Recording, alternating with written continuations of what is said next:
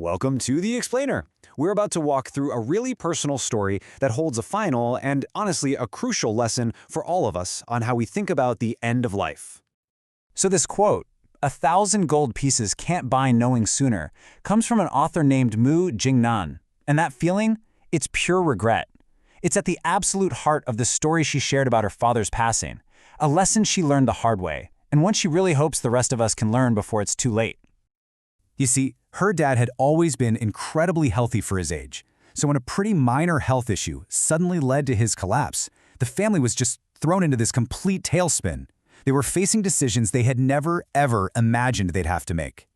And this whole journey forced them right up against the question that, let's be honest, many of us might face one day. When the end is near, what's the goal? Is it to keep fighting, no matter what? Or is it to find peace? The doctor basically laid out two totally different roads they could take. On one side, you have curative care. That's the all-out, aggressive approach with tubes and IVs designed to extend life at any cost.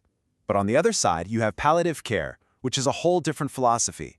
It's all about comfort, dignity, and making sure the time that's left is as good as it can possibly be. But for the family, just hearing the words palliative care, well, it felt like surrender. It sounded like the doctors were asking them to just give up on their dad. And that goes against every single human instinct, right? And that one single question just haunted them. Are we doing the right thing?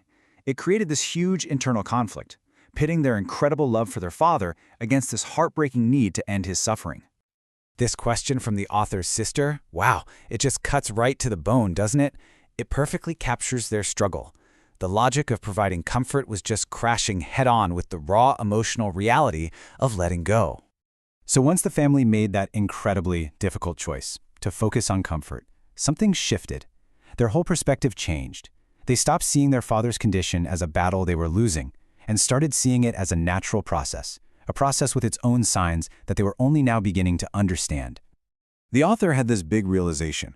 What she had always seen as her father just being stubborn or maybe a little moody was actually one of the most common signs that the body is preparing for its end. It's a slow, steady withdrawal from the world around them. It's really striking when you see this list, because it's so easy to misread these signs.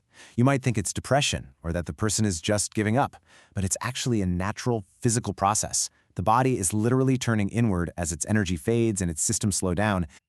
The second major sign they really struggled with, and one that caused a lot of friction, was a huge and unpredictable shift in his relationship with food.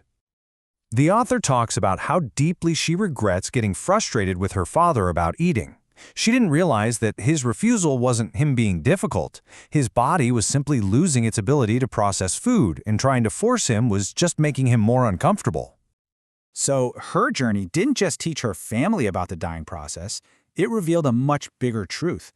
This is a burden that everyone involved shares. And her experience has some really crucial wisdom for two other groups, the caregivers and the elderly themselves. And this is for anyone out there caring for an aging parent or loved one. The author gives a very stark warning. Caregiver burnout is so real. It starts from a place of love, but it can easily curdle into resentment if you don't take care of yourself. This is why looking after yourself isn't selfish. It's absolutely essential. You have to protect your own health because that's the only way you can give the compassionate support your loved one really needs. She also offers some very frank advice directly to elders. It's based on this concept of fu lao, which basically translates to the wisdom of accepting age. And she frames it not as giving up, but as an act of profound love for your kids. I mean, think about it. Refusing to use a cane or insisting on climbing that ladder, it comes from a place of pride and wanting to be independent, but tragically, it can cause the very accident that creates the crisis everyone was trying to avoid in the first place. And this brings us to what might be the author's most powerful, most actionable conclusion.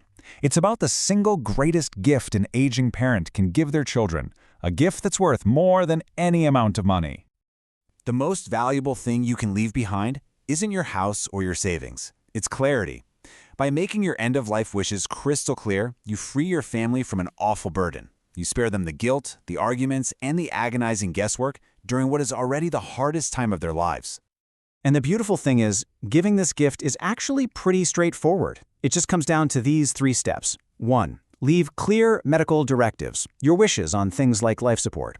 2. Plan your final arrangements. And 3, probably the most important of all, talk about it. Communicate it all openly and early. Have a conversation now. And that's really the final lesson, isn't it? The goal isn't to somehow avoid death. It's to live in a way that leaves no room for regret. By having these tough conversations and creating clarity now, we actually free ourselves up to focus on what really matters: connection, love, and time together. The real question this leaves us with is not how we will die, but how fully we will live until then.